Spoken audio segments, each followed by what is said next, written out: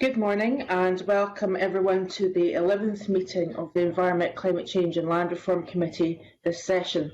We anticipate this being our last meeting of this parliamentary session and we have apologies from Stuart Stevenson. Our first item today is to decide whether to take items 5 and 6 in private. Are members agreed?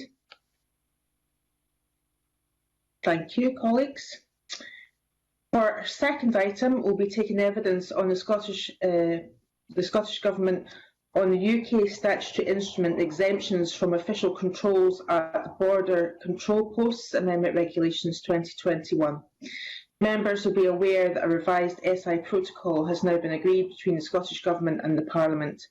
The aim of the revised protocol is to enable committees to scrutinise proposals for UK SIs on all devolved matters formally governed by EU law.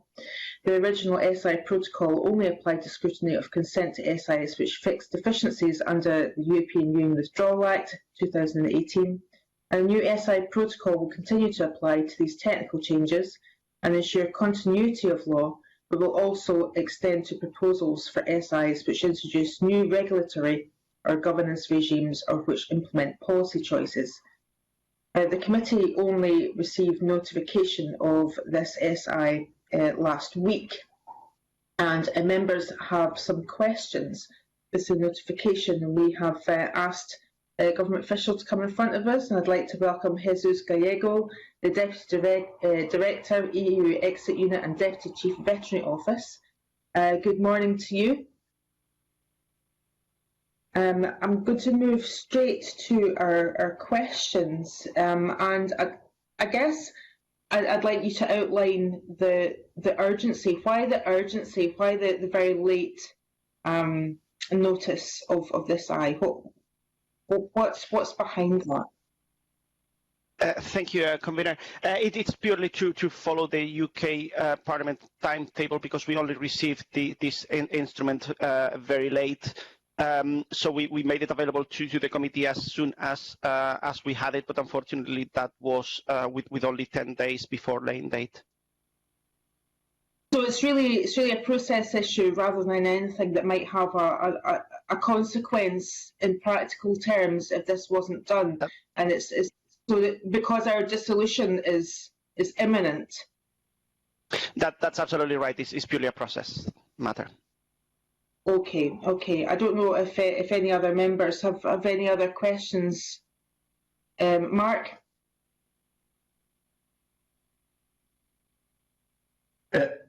Just on that, before I ask another question, I mean, is this protocol working or not from your perspective? From my perspective, we have had repeated problems with adhering to the timetable for notifications because of the lateness of particularly DEFRA officials, which are responsible for the majority of the SIs.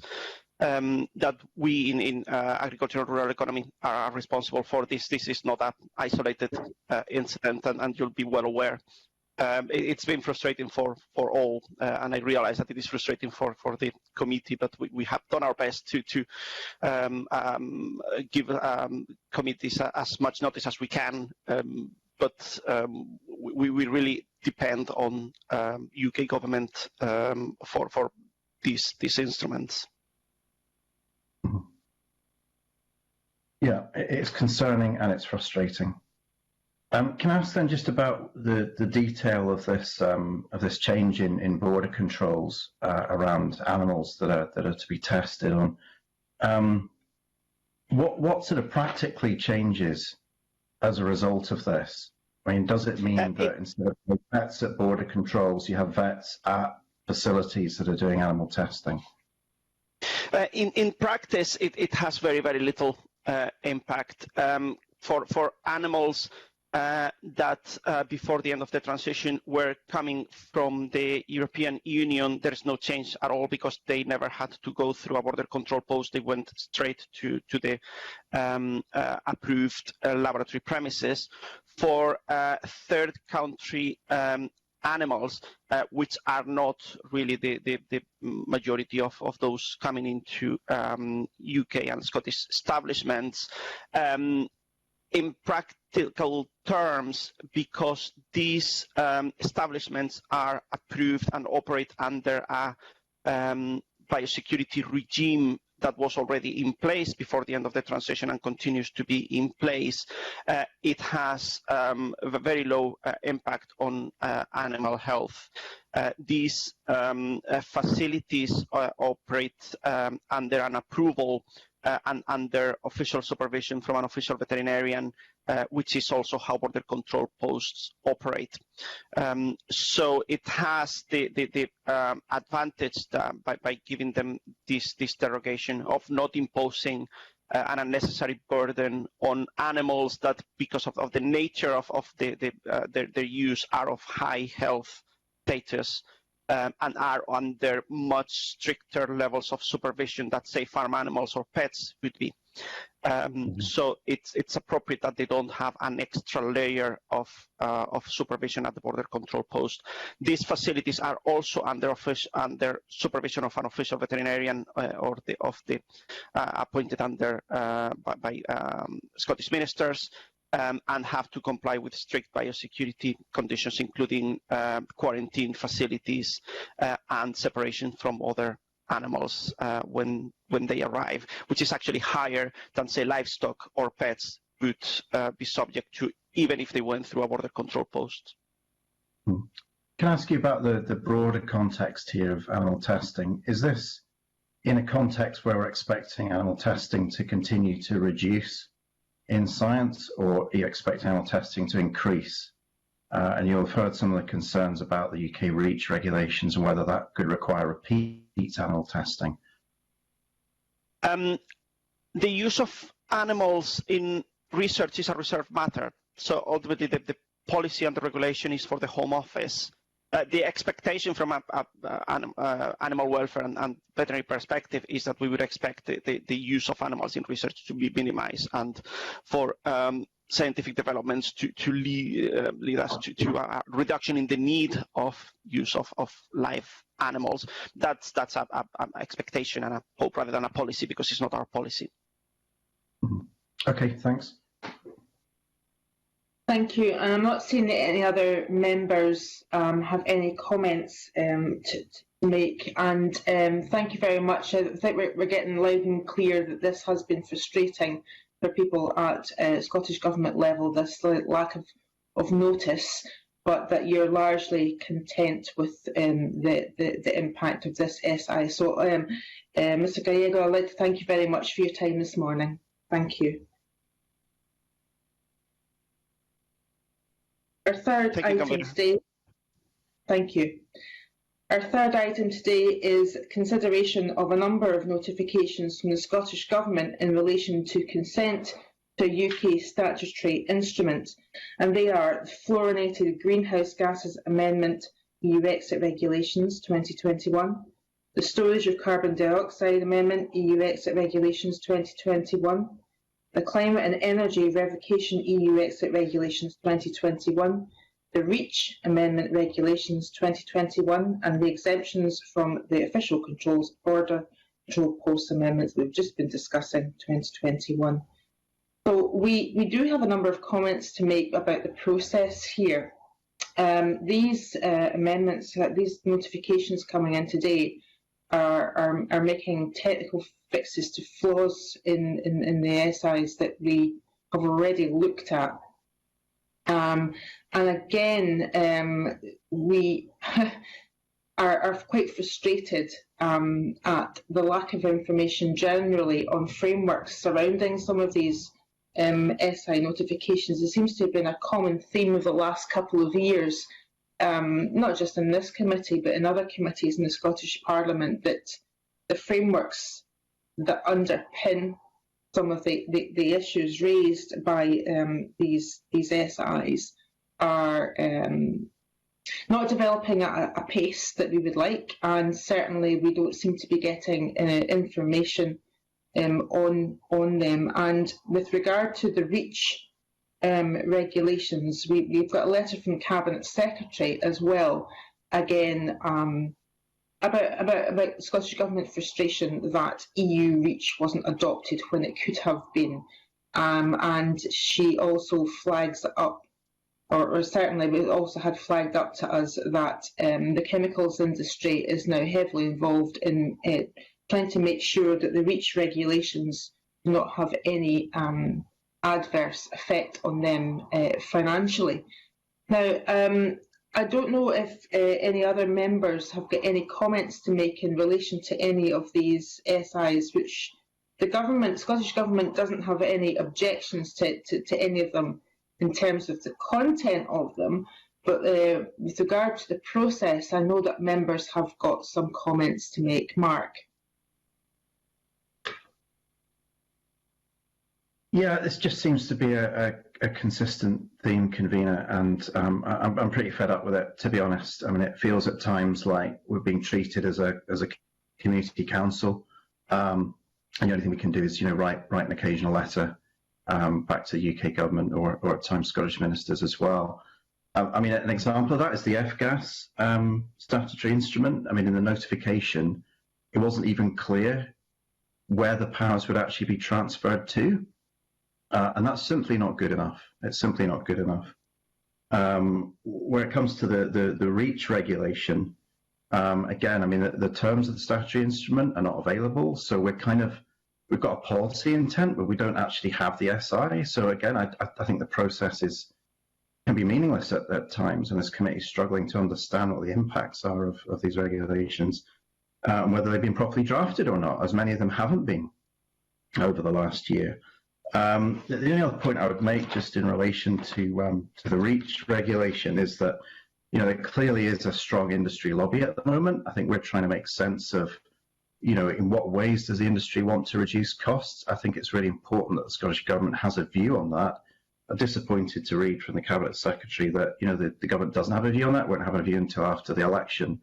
But I really think it's important that the Scottish Government engages with this Parliament, particularly when you have strong industry lobby groups that are calling for changes which may or may not be in the interests of the environment. So it's a bit of a mess, I feel, that we're in, but I don't feel we're left with much alternative but to keep writing the letters. And you raise a really good point there, Mark, about the fact that some of the SIs in the past that have come to us have found out to be flawed. And I guess that the role of parliamentary scrutiny often identifies flaws, and if we don't have the information in order to do that, then mistakes are going to go through. And I feel that we have got we've got a responsibility to scrutinise things properly, but also, if we can't do that, then mistakes will go through, and we have a situation where more SIs have to come in, of which we don't have the relevant and the comprehensive information. So a point well made. I'm going to come to Claudia Beamish.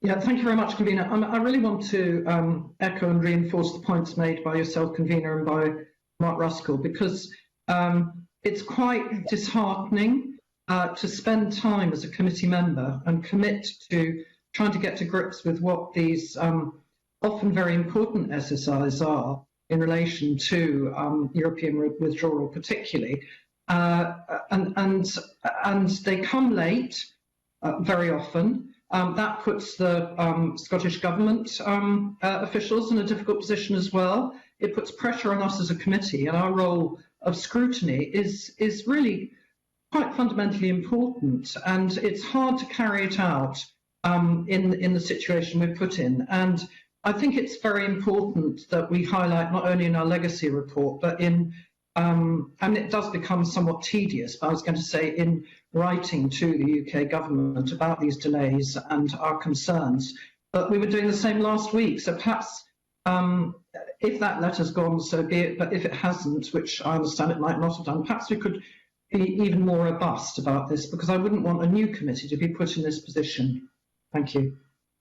So I can clarify, the letter that you're referring to is for the Minister for Devolution, that's Chloe Smith, and we have started to draft a letter with our general concerns about the amount of notice and information that is given to this committee on SIs, but it's not gone yet. So we have a chance to actually include the SIs and some of the comments that we've made today.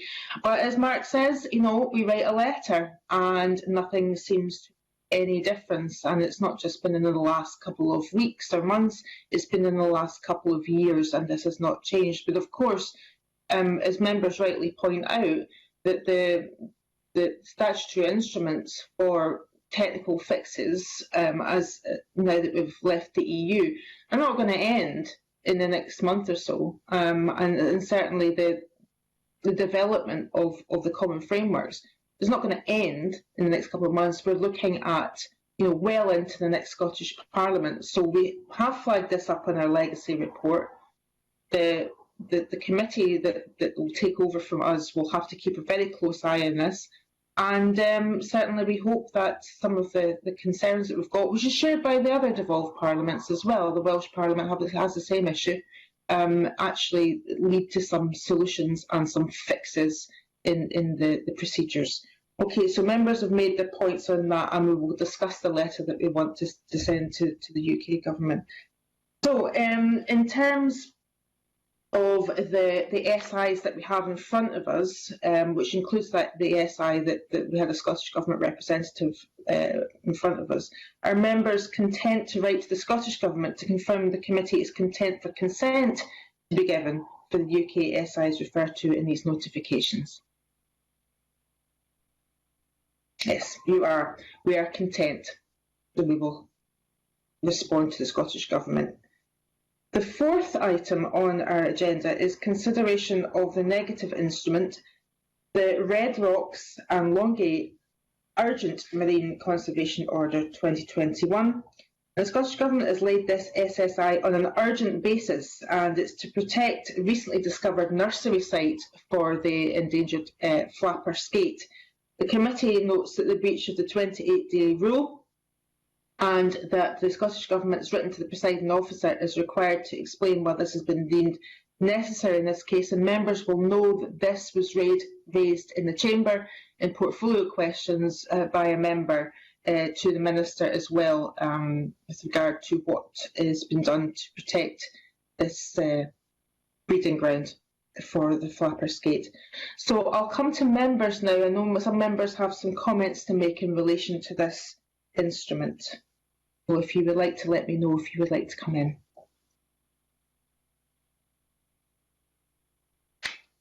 Claudia?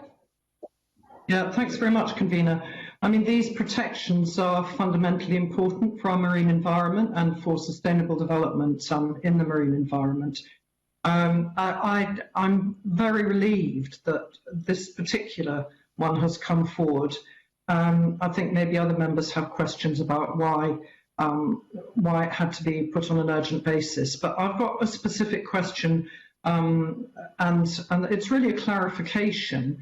My understanding is, and I may not be correct, but while I'm eager that this passes with the agreement of the committee today, I understand that Nature Scott advice has been that recreational diving and scallop diving, that there could possibly be a no-touch rather than a no-take arrangement. The no-touch being not touching the eggs, obviously, which take a great amount of time to mature, and it is very much a protected species.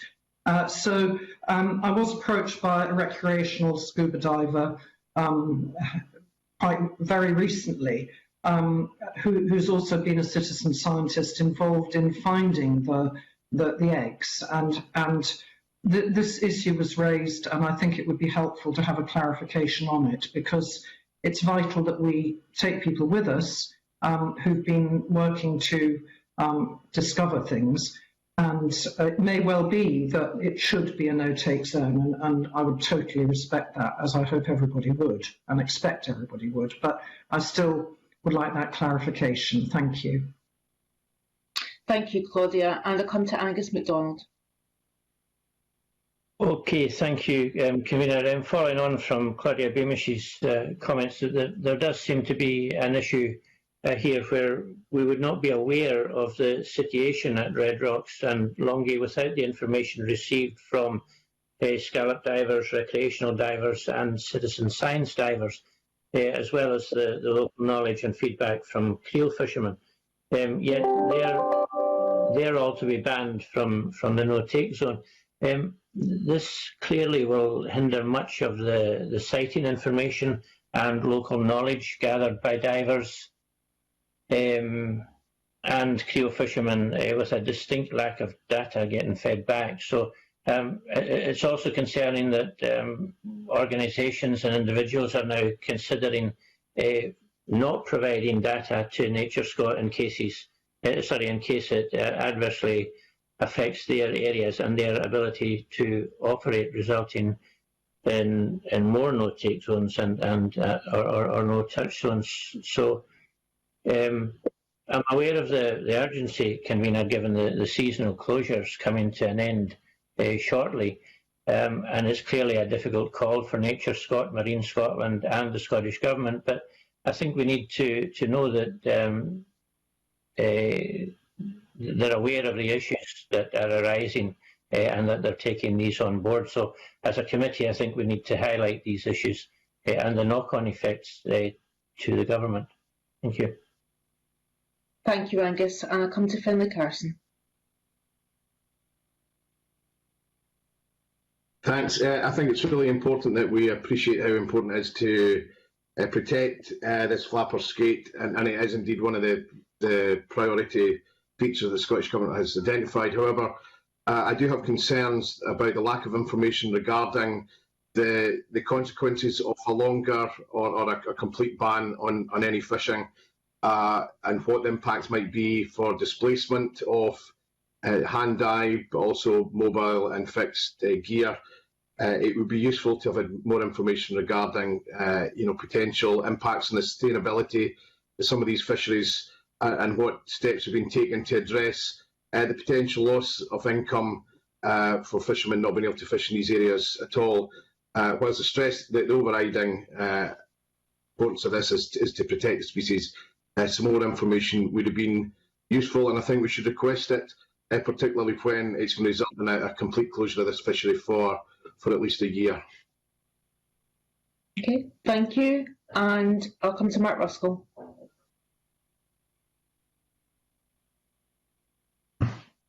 So thanks, Convener. So I think it's right that NatureScot took a very precautionary approach in their initial advice here and called for a wide area to be closed with a buffer zone, because you can only make a mistake to dredge out or to destroy an area like this with these precious flapper skate eggs once. Once they're gone, they're gone. So I think a precautionary approach does make sense. I think, though, that Angus MacDonald makes a really important point about the role of divers and citizen science in terms of getting in the research, identifying where these precious areas are that the flapper skate is laying its eggs, and ensuring that we can protect those areas going forward. So I think, although this area has been drawn quite tightly and in quite a small area, there is a need for more science, and there is a need to involve the divers, and in particular the professional scallop divers, in continuing their work in a broader area and identifying other areas which should be protected going forward. So I think from my perspective, I'm happy to approve this today. I'm not going to object to it. I do think it's the absolute minimum that the Scottish Government can do, but I think there's a very clear question about science going forward, understanding what lies underneath the seas, understanding what we need to do to protect that, and that will involve divers and citizen scientists going out there and being able to access a wider area and bring in that data to enable conservation policy to be designed with full understanding of the knowledge about the vulnerability of these species and also where they are. Yeah, thank you. And there's also the issue that Rachel Scott did actually recommend a wider area be protected, and the government's taken the decision to go with the evidence of where the flapper skate eggs are that we know of. But I think there's still a lot of work needs to be done in actually finding out where other sites could be, and that's not there at the moment. So that could be something that we flag up as well and just ask what has been done to identify where maybe other breeding sites might be, because this is a seriously endangered species that does need protection. But at the same time, we need to recognise the fact that Angus has said quite rightly, these eggs were only identified by the citizen scientists and divers who had access to that area in the first place. So there needs to be some kind of balance there. Right, well, we can reflect all those points to the Scottish Government. It's a negative instrument, so it doesn't require us to vote on it or anything, but we can certainly make mention to the Government of all the points that members have raised. And I'll just remind you that the Delegated Powers and Law Reform Committee is yet to look at the technical aspects of the order, and if there are any issues that they flag, that they have identified, that they will let us know. Okay, thank you, colleagues. If there's nothing else there, I'll move on. That concludes the committee's business in public for session 5. And we'll now move into private and consider our annual report, which covers the 2020-2021 parliamentary year, and the committee's legacy report, which covers the committee's work throughout session 5. And this legacy report will help inform any successor committee in its future business. But I should mention before we move into private, this is very likely to be our last meeting of the Environment, Climate Change and Land Reform Committee with our current members. Now, I want to put on record thanks to every single member that's before me now, and the power of the work that you have done, but also previous committee members as well that have done great work with us throughout the years.